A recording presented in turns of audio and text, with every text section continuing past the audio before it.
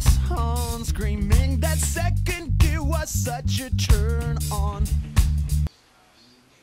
Safety chest. What's up, everybody? Got another new gun today, surprisingly. Got it in the other day. I actually was looking forward to this gun a lot, even though it's really cheap. It's my 1895 Nagant.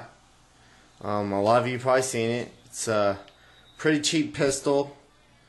You know, $100 plus you had shipping, and you know your transfer fee. You're looking probably around $150, $145. I got mine from J&G gun sales. They were actually a little bit cheaper than AIM Surplus, so that's what I went through. Just cleaned some of the cosmeling off. Didn't really put a lot of time into it because don't plan on shooting anytime soon. But ammo is like around $21 for a box of 50. Well, actually $21.95 for a box of 50 is the cheapest I've seen. Then you gotta add in shipping. So won't be shooting this too much unless I find some at the gun show next week. And I'm probably gonna try and take the camera with me to my gun show just to kind of show you guys one of the two main gun shows we have come to town. Luckily, I now live in a big city, so Jacksonville, Florida, so we have two nice gun shows, so maybe I'll be able to find some ammo there next weekend on one of my weekend days, which are my now free days. During the week I don't have any free time.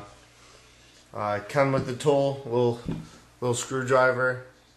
You just pull it out, flip it around. You got the thicker flathead, you got this thinner flathead right here. Nice little wooden handle. You know, basic cleaner. Well, actually, basic, just an ass tool. You know, take down these screws right here. Sorry about that. Take down these screws right here. Really cool, fun revolver, just like the Mosin Nagant. You know, cheap. Unfortunately, the ammo is not as cheap. It's if you've ever seen a Nagant round, it is crazy to even look at. It's like brass case shotgun shell is essentially what you're looking at. So little thing, got a loading gate. Loading gate flips down. You got the little, you twist this, pull it, rock it to the side, you know, punch out the rounds, or you take the cylinder all the way out. You know, you got a little tube here. Let me line this up just right. Come on, baby. There we go. And this little tube right here.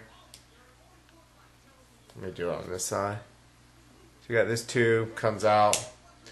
You know, nice little sweet revolver, and then of course the cylinder will come out afterwards. Of course now it doesn't want to go back in. There we go. So not gonna take it all the way apart but cool, you know, cheap revolver.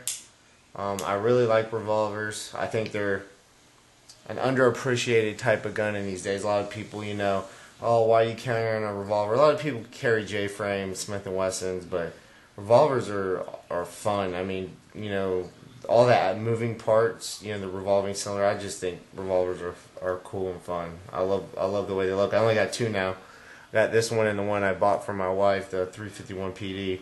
And I plan on getting at least one more. But, you know, I got the Bakelite grip with the wood here and the wood here. The firing pins on the hammer. Single action, double action, so, you know, and then of course, like everyone's probably said, the cylinder actually goes forward. So if you bring it up here, the cylinder moves forward. So it's locked airtight, you know, good seal right there. You fire, it backs off. So, and of course it comes with the little pouch and lanyard, Russian style, old school. And you got this little tool right here for swabs. Pull it out, you know, punch all your bores. But overall, great deal. I love this gun. Right now, Tim Tebow is getting demolished because apparently, you know, Tim Tebow is all the Broncos, 42-7, and it's not nearly as good as that San Fran game. That San Fran game was awesome, but this, I really wish he would do better. You know, I thought it was going to be a really close game, and Patriots are showing what they do. So, here's the Nagant revolver. Got a little sidetracked there. Love me some football. I